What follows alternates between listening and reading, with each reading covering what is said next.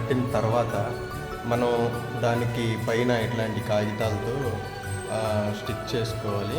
ఇవి మనకి ఈ డెకరేషన్ షాప్లో కానీ వాటిల్లో దొరుకుతాయి.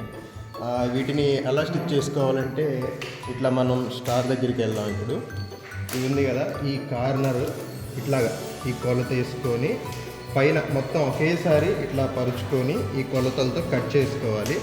కట్ చేసుకున్న తర్వాత దీన్ని ఫెవికాల్ కానీ లేదా సొల్యూషన్ ఉంటుంది, అంటే సొల్యూషన్ డబ్బాని ఇప్పుడు చూపిస్తాను. ఇది సొల్యూషన్ డబ్బా. దీంతో ఇట్లా రుద్దుకోవచ్చు.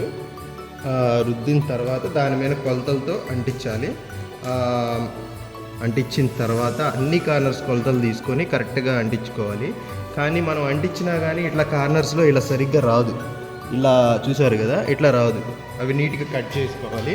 అయినా కానీ ఇదిగో ఇట్లా ఒకసారి ఆ కలరు ఈ కలర్ వస్తుంది. ఇప్పుడు ఈ వైపు ఒక కలర్ వస్తుంది, బ్యాక్ సైడు ఒక కలర్ వస్తుంది.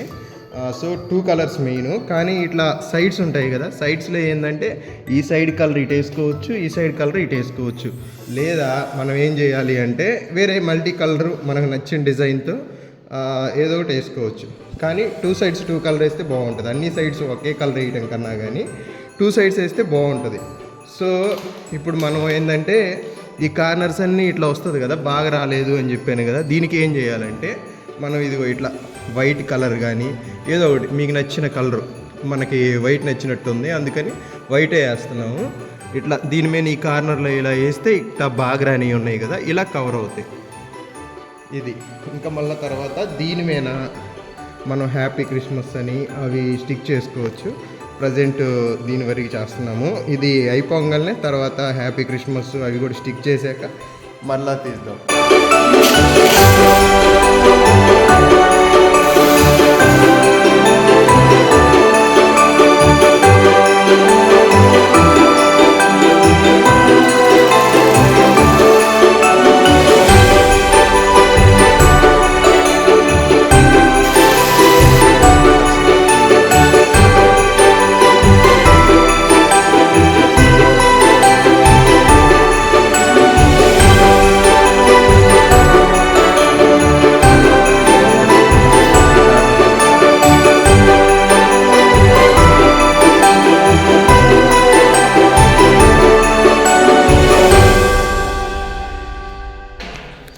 ఈ ప్లేస్లో హ్యాపీ క్రిస్మస్ అని అట్లా రాసి ఇక్కడ శాంటా బొమ్మలు, స్టార్స్ అట్లా అవి చిన్న చిన్నవి అలా వేసుకుంటే బాగా వస్తుంది. ఇంకా